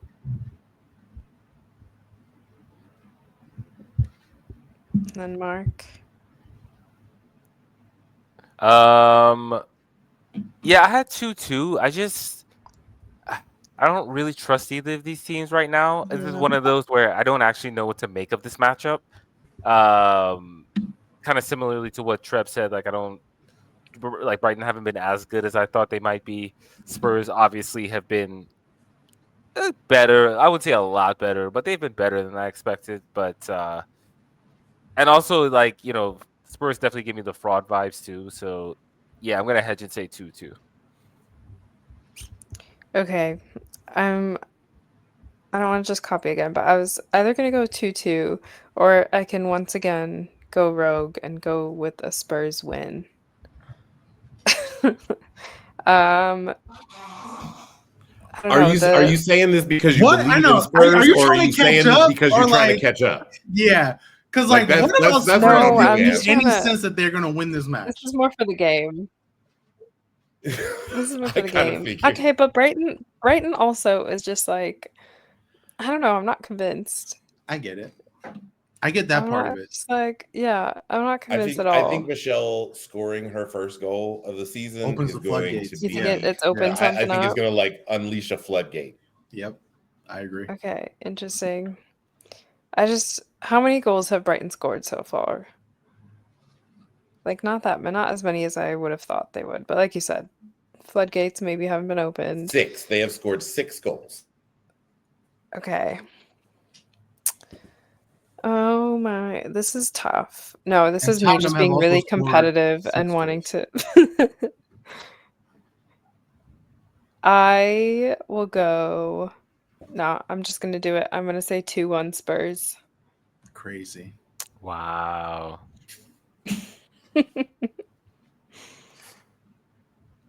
Let's see if the social media curse still is actually a thing. It Instead of the is. commentators It curse, is. the social media It curse. is. I don't know Okay. who Tom's not wrong. I don't know who the admin is, but they're a Spurs fan. And then finally, the final game, which is also Sunday, 11:55 a.m. local time, is West Ham versus Aston Villa at Chigwell Construction Sicko Stadium. match of the week right here. This is the sicko match of the week. Oh God. On paper, this feels like the ugliest match maybe of the season. Which not is going why it's But going to be a we're bang. all- That's why it's I know, going to it's be a like we're all banger. thinking goals though. Oh yeah. I Yeah. got 3-2 Aston Villa in the Claret and Cobalt Derby. Yeah.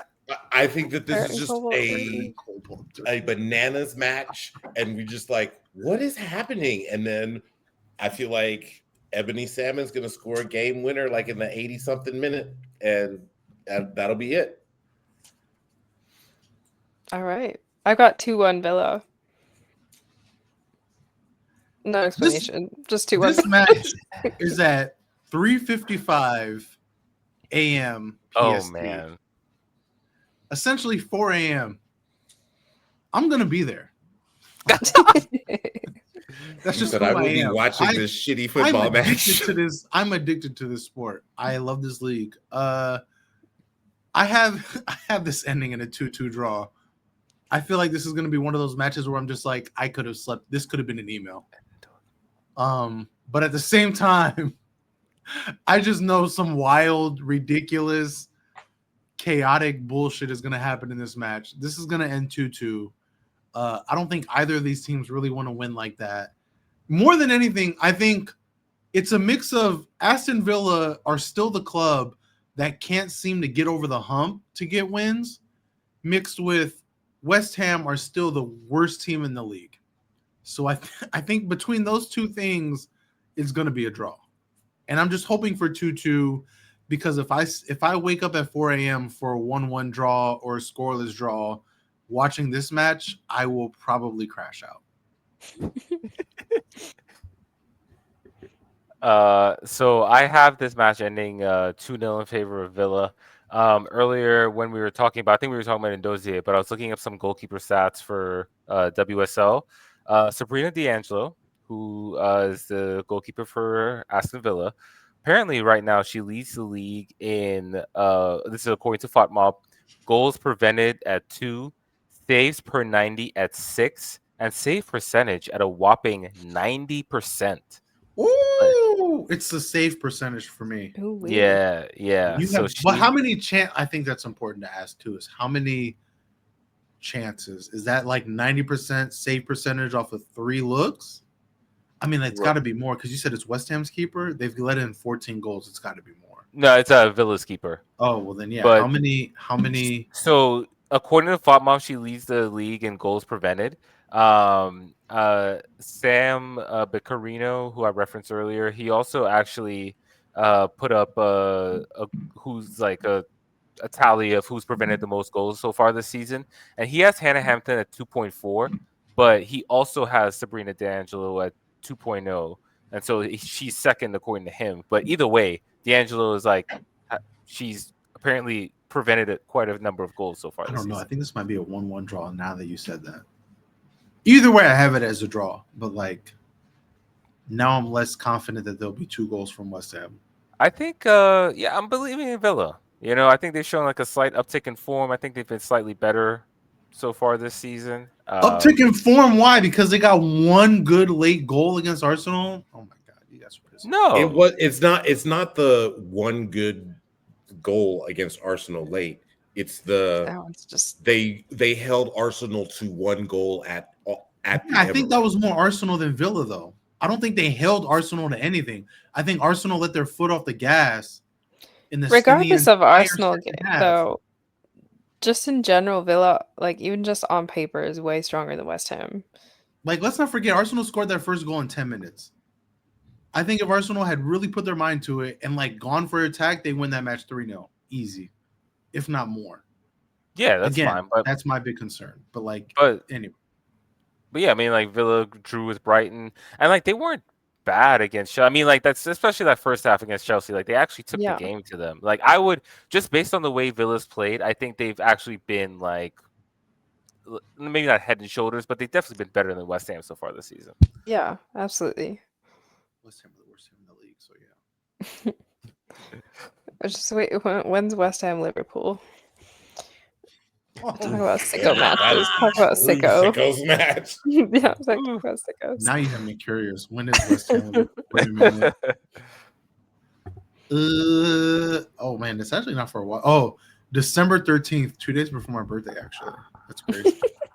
Oh wait, is it the last league match before? It is. It's the Holiday last league break. match before the long break. Yeah, That's so funny. you're right. Yeah, Wow. which is funny because Liverpool have Arsenal right before that on December 6th at the Emirates, and then West Ham. They're away to West Ham December 13th. I will be in the Bay Area for that match, and I don't know if I'm going to be waking up for that shit because I'm gonna be real. Deep D's not wrong. That is a sicko match. What time is that? 4 a.m. Yeah, bro. I'm gonna be real with you. 2 days before my birthday, I'm gonna be real with you guys. I might have to catch that on replay. Although, to be fair, 2 days before my birthday, I'll probably still be up at 4 a.m. anyway, back home. So anyway, we'll talk about that when we get We'll get there when we get there. closer. All right. Any last thoughts, you guys? I need Wow. Arsenal to win is my big thought. Not even because I'm an Arsenal fan. I'm Why tired. are you worried of- about that? Why? Like, I don't understand why you I'm worried. just tired of know seeing what's people going to happen. crash Have out. you seen? I'm And not the saying reverse I'm- psychology is Dude, not I'm going to work. Worried. I'm not worried. I'm tired of seeing other people worry, and I need people to be on my level. And I just, my only question is this, Tom: is there a watch along for that match? You are not allowed, as Crunk said on the last SOB show, you are not allowed on any more City Let the Arsenal record show watch-alongs. I am 0 losses, 3 wins, and 1 draw. One You're not spectacular allowed. Martinelli goal draw. You can come on for other City watch-along matches, but not that one. You can't. I have given. No. You're Not, Shades even of if we Blue haven't one, you're not invited. You can watch, 4 but matches you're not coming to the to stage try to beat Arsenal, and they have failed every time. It is It's not happening. true. I think it's it's actually just the 1 draw because the 2-2 draw that the women Arsenal had, I was supposed to be there, but I wasn't. So Yeah. Mm-hmm. I think it's interesting that I think it's a little too early to be like table watching, right, and like kind of crashing out over that. But I do think it's interesting that Arsenal and Chelsea are kind of playing like their rivals' corresponding fixtures. So like Arsenal have already played Man U, now it's Chelsea's turn, and so like if Chelsea can win this, right, it's almost like you kind of gain points on that. And like for Arsenal, do you trust City to beat Chelsea? No. You don't. So like it kind of feels like you have to win this if you're Arsenal. I mean, I said it before. I think for Yes, Arsenal, we do. the big picture for Arsenal is they are putting themselves right now. They're putting themselves in a position where they have to beat Chelsea both times, and that's hard to do. Even though they can do it, beating Chelsea, like sweeping the season, is tough. And you never want to be in the position where you have to do it to win the league. At the same time, like Mark said, it's early to table watch. I think now the season truly begins for the top clubs because Champions League starts this week. You're going to have Chelsea, both eyes on Champions League. You're going to have Arsenal, probably one eye on Champions League as the defending champs. Like now we're going to see what the big clubs have to offer because now they're going to have to balance, domestic League Cup, Champions League, and the WSL league as a whole. So now, in my opinion, now the season begins. Now we see what's up. All right, fair enough. On that note, you can find us on Apple, Spotify, YouTube, wherever you listen to your podcasts. Hit that follow button to stay up to date when new episodes drop. Leave a rating and a review if you can. Interact with us on the socials. We're on Blue Sky. I think we have Instagram. We're going to start an Instagram, whatever it is. We're going to be better at socials. But interact with us individually too. We're all over that. But anyway, we'd love to hear your feedback. There are 12 teams, 6 games, 4 hosts. If you're listening, have fun this weekend. We'll see you next week. Come on, Chelsea! United, do something for me. Please. Thinking y'all not gonna beat not Seb Hines. We should